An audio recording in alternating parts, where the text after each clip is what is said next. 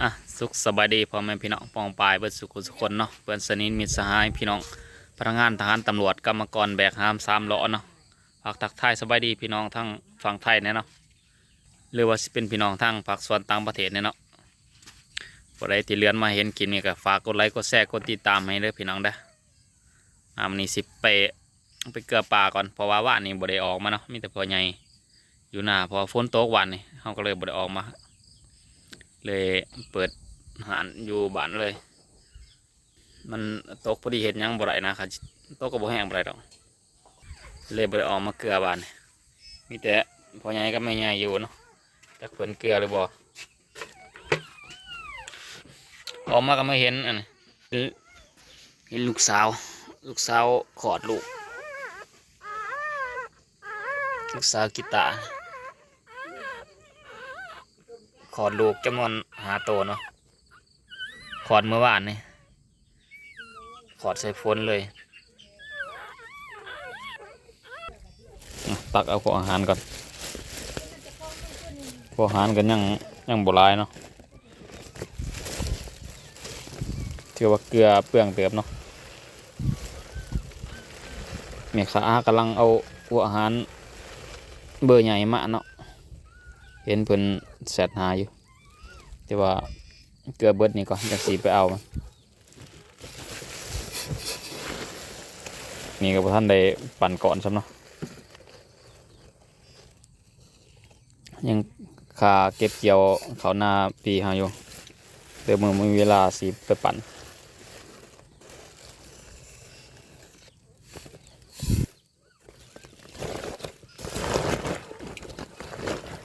ได้โอกาสก็เนาะสีปั่นมันพอได้ลดต้นทุนพอได้เกลือปนกันเลย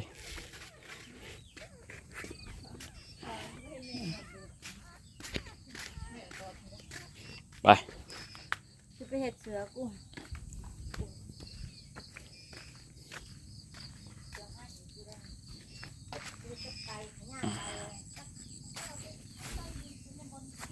โอ้น้ำกระโบกเนาะบ่ได้เอาโป่มใส่พิธีอะไรพี่น้องนี่โป่มใส่แต่บ่อใหญ่เนาะถือว่ามันบกบ่แห้งบ่ได้ที่กี่ท่วมได้ยินอยู่ฮะนี่เห็นโผล่ขึ้นมาล่ะ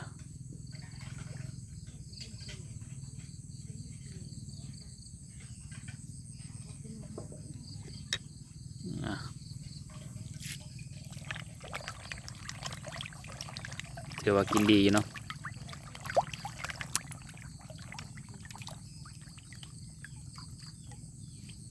อยู่นี่ก็ปนกันเลยเรื่องปลาธรรมศาสตร์เนี่ยเรื่องปลาเอาซื้อมาปล่อยเนี่ย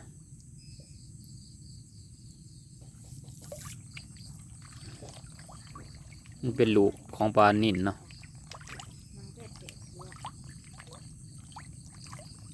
เขาใหญ่มาจากบ่อใหญ่เพราะมันขับแคบกระไรอยู่ฮะก็เลยใหญ่มานี่เนี่ย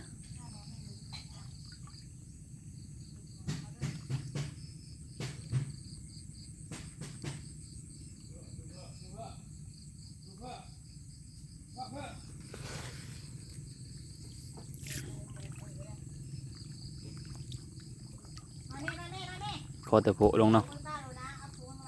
แมนเบิร์ดเลย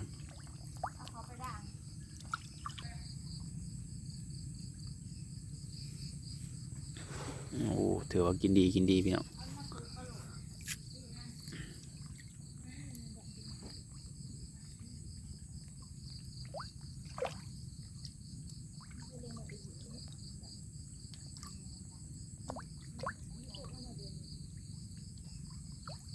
ปากถือหัวอาหารตัวนี้คือว่าสีตึงๆเนาะโอ้นี่มาดำคักแต่ว่าปลานิ่นพี่น้องอยู่ในสภาพใบหลอมเดียวกันแต่บ่คือกันเนาะหัวปลาหมอคางดำหรือตีเนาะนี่เหี้ยวมาอย่างไรปุ่นี่ฮะมาอย่างไรอะไร เขาจิขาเลยนี่ไปเห่าแต่รถพี่น้องหยุด ให้บักกี้พุ่นปูมาร ถใกล้ทางมาได้มีแต่เลียนไปเห่ามั้ง เอาเห็ดที่เขา เอามา เอาไว้ ไว้อยู่ปุ๊บไว้อยู่ขอก นี่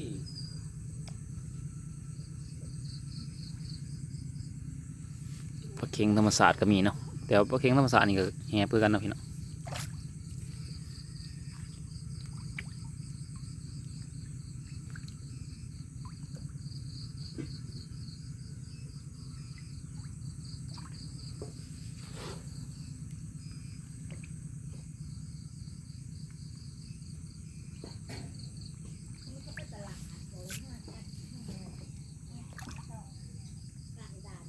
โอ้คักพี่น้อง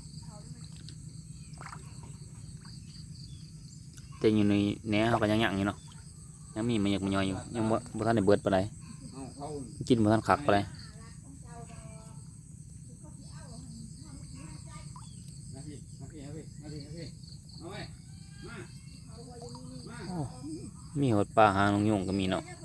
มา ปลาหางนกยุงเลยพี่น้องหน่อยๆจนจะขี่ว่าปลาซิวเนาะนักสีสันมันก็งามดีเลยพี่น้อง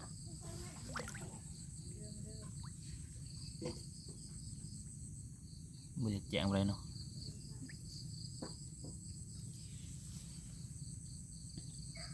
มีปลาจีเดือดแน่อยู่นี่เนาะปลาจีเดือดก็แหบอาหารอยู่ นี่มาอะไรรถเขา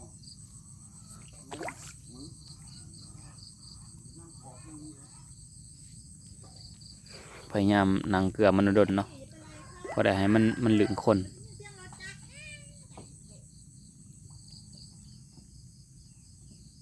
เอาบ่คอยเลยกวนมันนี่มันก็โดนไปมันก็เหลืองพี่น้องแต่ถ้าเกลือแล้วเฮาอย่างนี้เลยนี่มันสิบ่อยากเหลืองคนเนาะ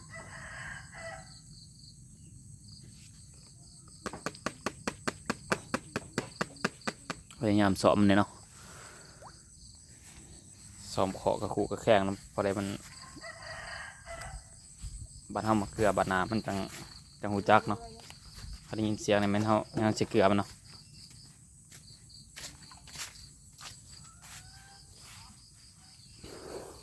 ส่วนนี้ก็เป็นบ่อบกแหงตัวนี้เพราะว่าพายางเฮาบ่ได้กวมบ่ได้พายางเก่าอยู่นี้มันต้องเปิดน้ำใส่คู่มือพี่น้องเพราะมันเป็นบ่อดินเกล็ดเฮามันบ่อุ้มน้ำบ่ได้เนาะมันเป็นดินทราย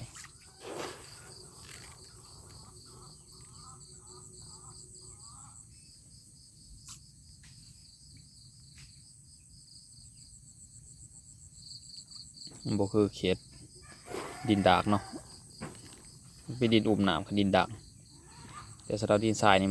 น้ำบ่ค่อยอยู่ต้องอาศัยพายางปู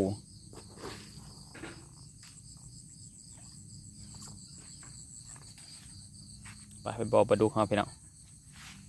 สำหรับนี่แม่นพักกันจองเฮาเนาะกำลังขยายเนาะกำลังขยายพันธุ์ออกวางแผนว่าสีปลูกอยู่นี่พี่น้องพอได้เก็บไปลวกจำปนเนาะ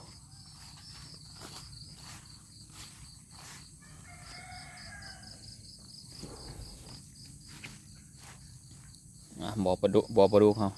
กเขาก็กวนมันหลายมื้อได้พี่น้องเพราะว่าพี่น้องมาแบ่งเนาะมันก็อยากลือเนี่ยนะมันบ่อยากมาคอยกินหัวอาหารปานใดมันอยากรักเนาะว่าแล้วกันปกติเขาย่างมาอย่างสีมันก็ลอยมาอยู่เงียบๆเลยพี่น้องแต่นี่เม็ดเนาะสิลองโปะอาหารลงเรามือ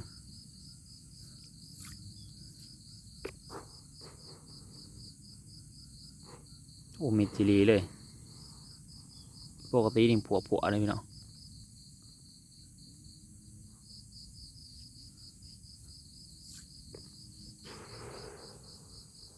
หวานแจ่บางน้ำมีแต่ปลาหมอเนาะขึ้นมากิน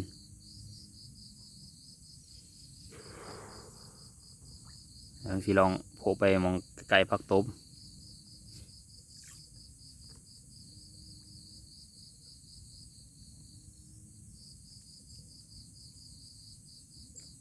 อีหาก็เริ่มมาพี่น้อง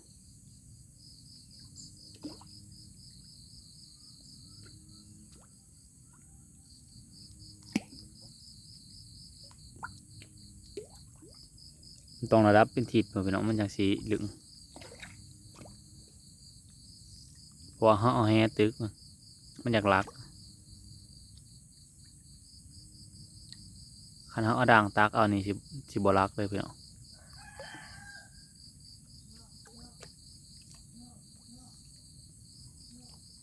แต่ว่าด่างตักเขาบ่ทันได้ยิบเนาะบ่ได้ดอกมันต้องหาเห็ดด่างตักบัดจำบ่ได้มันรักพี่น้องต้องแฮหวาน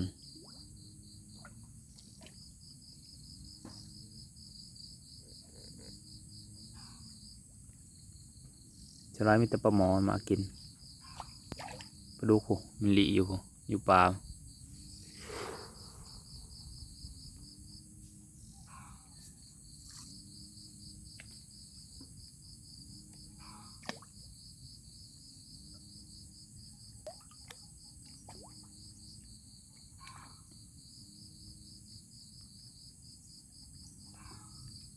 ลองนางเกลือมันจะน้อยเนาะ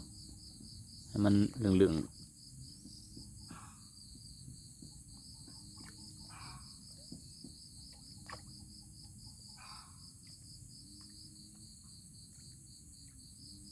น้ำห้ากับท่านเดวิดออกที่เสือเนาะห้ากวิดออกเธอเดียววิดกับโบเบิร์ตวิดซ้ำเครื่องหนึ่งเท่านั้นนะ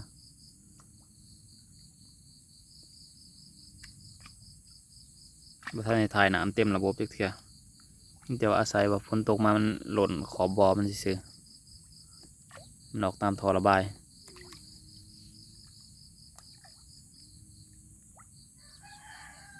ผู้อยู่หุ่นเบิดหมูฮันมากินแถวไกลๆเนาะ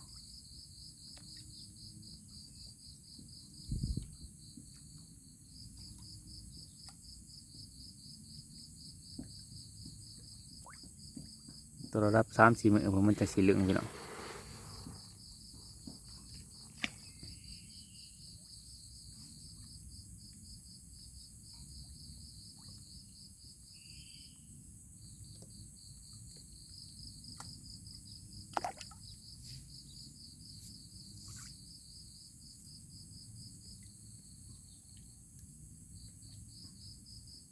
ไปพี่น้อง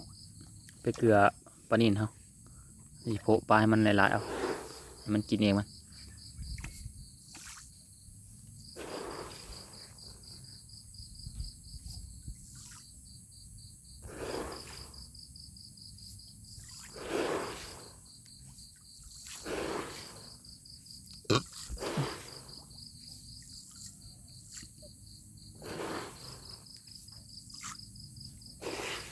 ปกติมันจะโผล่ลง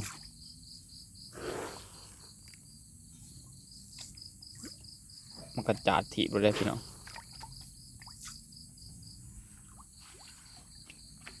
ไปเกลือปลานิลเขา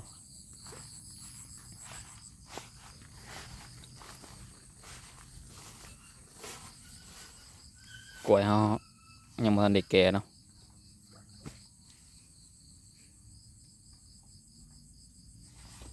ประมาณเดือนหนึ่งคือสิได้กิน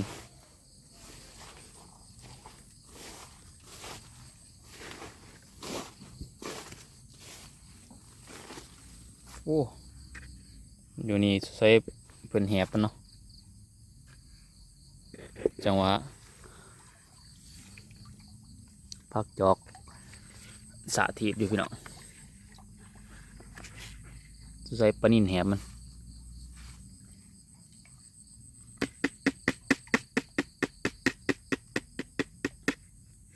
ก็ เขาจะได้ยินเสียงคนยางมาเนาะแตกสวดๆมาเลยพี่น้องปลานิน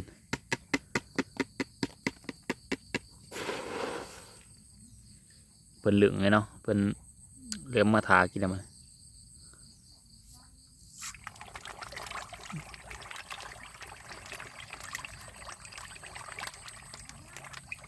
ขอแต่โปะลงพี่น้อง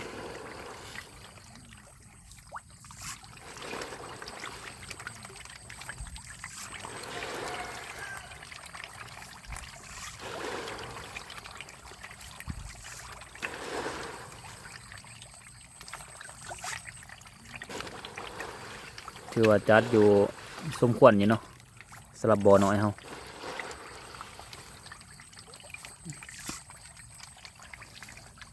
แต่สีเสลียขาวๆก็ตกอยู่ประมาณ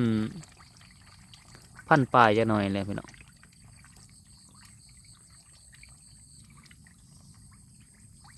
มัน1,600 1,700นี่แหละประมาณนี้บดร้ายไปเลยดอก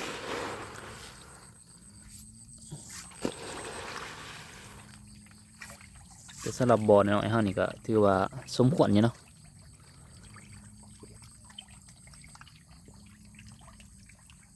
บ่อเฮามันเป็นของบ่อใหญ่เนาะอันใดบ่อใหญ่รถฟอร์ดดูดคือเพิ่นคือซีดีอยู่พี่เนาะอยากได้อยู่แต่ว่าเฮายังหางบก่อนบ่ทันมีงบเอาซ้ำกำลังซับเฮาไปก่อนเนาะเอาหมักจกหมักหลัวขุดไปก่อนต้นทุนเฮามันต่างกันเฮ็ดสำเฮ็ดได้ก่อนเนาะพี่น้องเนาะต้องไปอิงความสะดวกหลายก็ได้กระดอกอะไรเนาะนักทำนี่ก็ดีกินหย่อนเลยพี่น้องหมอหาว่าแต่รถฟอร์ดดูดเนาะ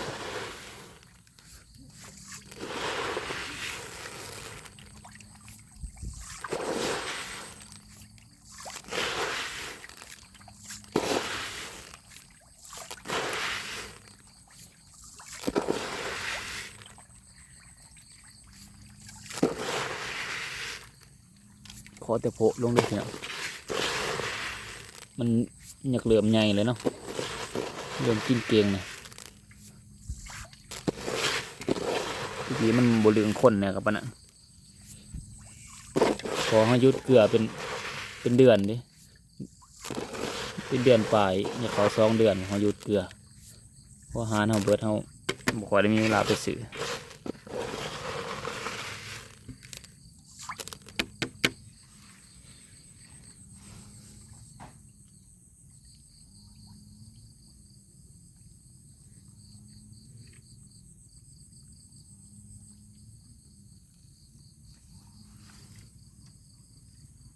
เห็นบ่พี่น้องตัวยาวๆปลาสอดพี่น้องนักล่าน้ำจืด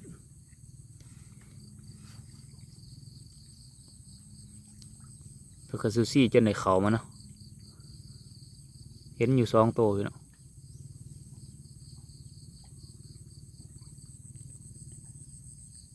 ชื่อว่าเกงปลาคอเนี่ยเอาใส่ปลาแยงยังเบื่อมาได้เนาะ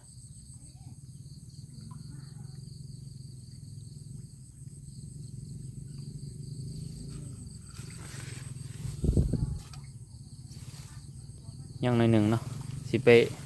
โปะให้เบื้องนั้น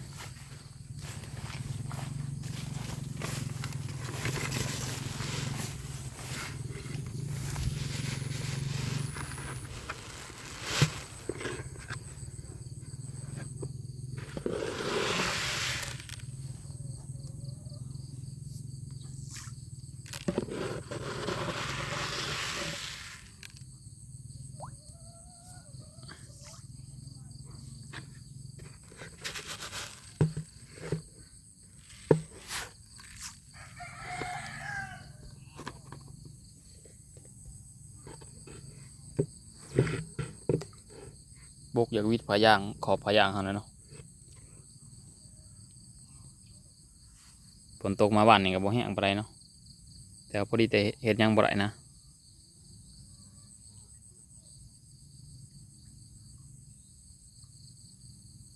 นี่สิเปิดน้ำมาใส่เนาะจะหน่อยให้มันวิดขอบบ่อให้มันน้ำมันกวมผายางปะ ราะว่าเสียงในพี่น้องคันน้ำมันบกวิดพะยางแหละแดดมันถึกพะยางมันเห็นให้พะยางเขากรอบเนาะ